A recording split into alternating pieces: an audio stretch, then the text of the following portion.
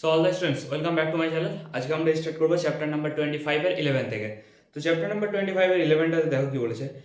একটি পাঁচতলা বাড়ির ছাদে কোনো বিন্দু থেকে দেখলে মনুমেন্টের চূড়ার উন্নতি কোণ ও গোড়ার অবনতি কোণ যথাক্রমে 60° কোণ ও 30° কোণ হয়।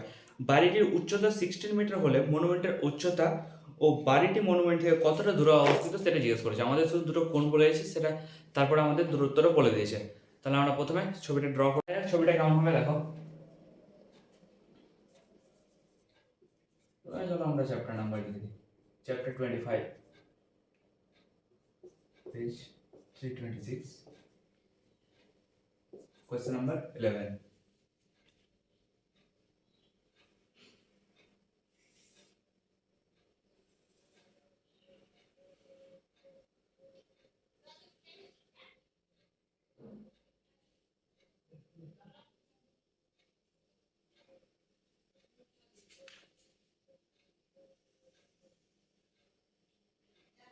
আমাদের ছবিটা ঠিক এরকম হবে। তাহলে দেখো আমরা এখানে কি বলেছে, উন্নতি কোণ আমাদের 60° বলে দিয়েছে, অবনতি কোণ 30°। তাহলে এটা যদি 30° হয় তাহলে আমরা এটাও 30° পেয়ে যাচ্ছি, আর এটা 60°।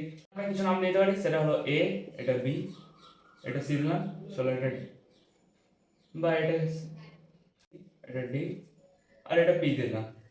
এখানে আমরা লিখে নিতে পারি, দেখো এবি পাঁচতলা বাড়ি এবং সিডি হলো মনুমেন্টের উচ্চতা। তাহলে এখানে লিখে নিতে পারি যে ধরি এবি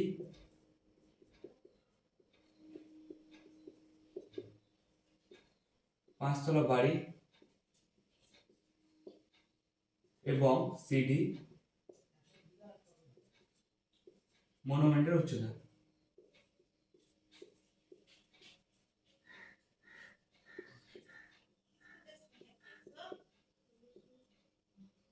উন্নতি কোণ 60° দিয়েছে, অবনতি কোণ 30°। তাহলে আমরা এখানে লিখতে পারি যে উন্নতি কোণ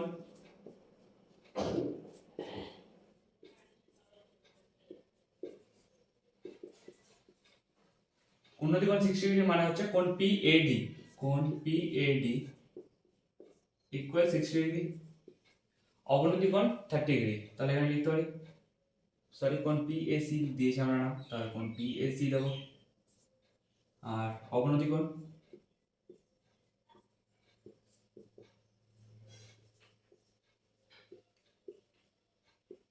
সমান 30°। তাহলে অবনতি কোণ যদি সমান 30° হয় তাহলে আমাদের আসছে কি কোণ পিএডি, কোণ পিএডি ইকুয়ালস আসছে 30°। এখানে দেখো কোণ পিএডি এর একান্তর কোণ কত হচ্ছে, কোণ এডিবি। তাহলে আমরা এখানে লিখতে পারি যে কোণ পিএডি ইকুয়ালস একান্তর কোণ কোণ এডিবি। তার মানে হচ্ছে কোণ এডিবি ইকুয়ালস 30°। এটা লেখাই যেতে পারে।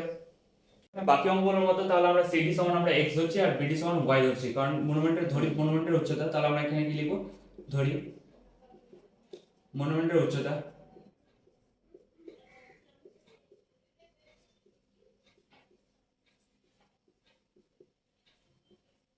সিডি ইকুয়ালস এক্স এবং দূরত্ব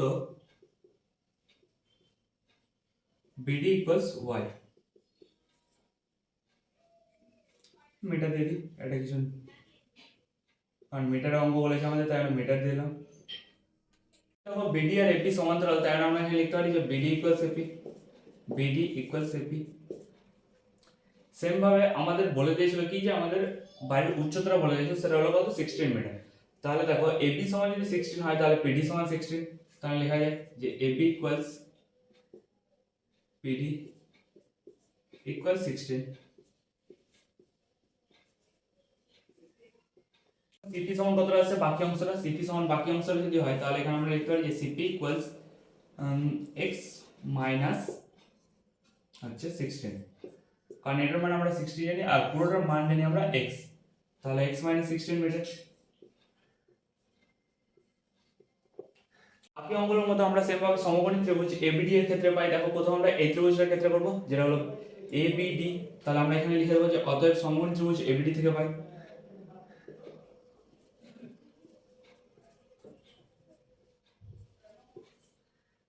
সমকোণী ত্রিভুজ এবিডি থেকে হবে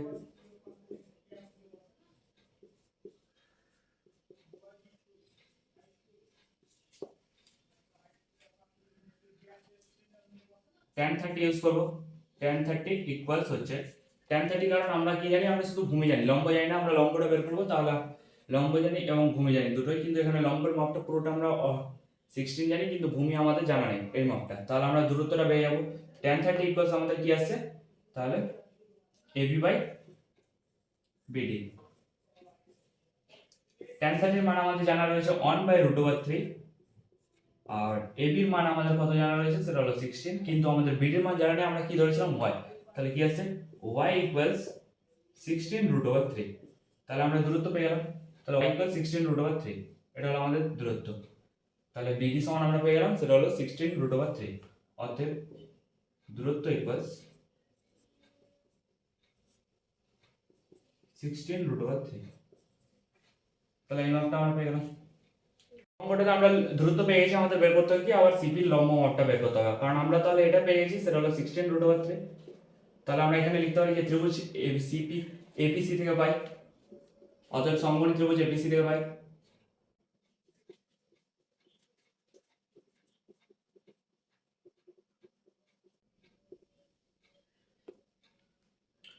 আমরা এখানে tan 60 ইউজ করব, কারণ 60 ডিগ্রি মাপ বলে দিয়েছে, আর আমাদের ভূমি জানা রয়েছে, এখানে লম্ব জানা নেই। তাহলে এখানে কি হচ্ছে সিপি বাই এপি।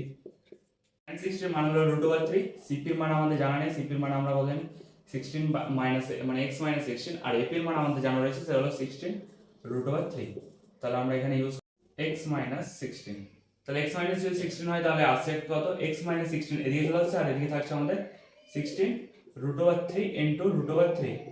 তাহলে আসছে x ইকুয়ালস 48, এর মাইনাসটা এদিকে চলে গেলে প্লাস হয়, প্লাস 16, তাহলে আসছে আমাদের কত, x ইকুয়ালস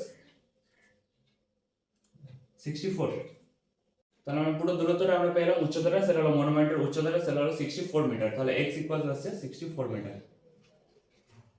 অতএব মনুমেন্টের উচ্চতা